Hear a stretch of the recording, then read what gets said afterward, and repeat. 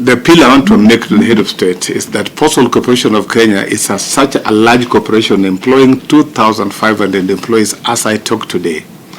And they have a potential to even expand and do better business and employ more people, which is some of the agendas that Kenya Kwanza had in their manifesto.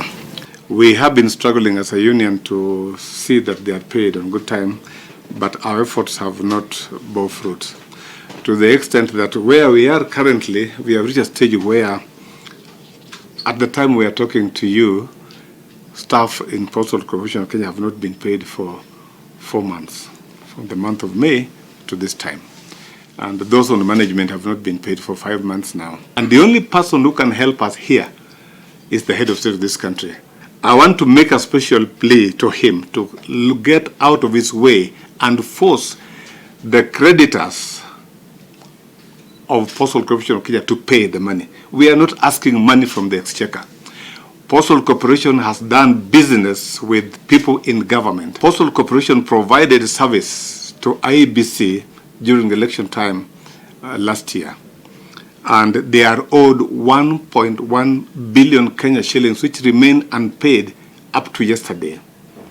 Yet, IEBC have money which they get from the exchequer.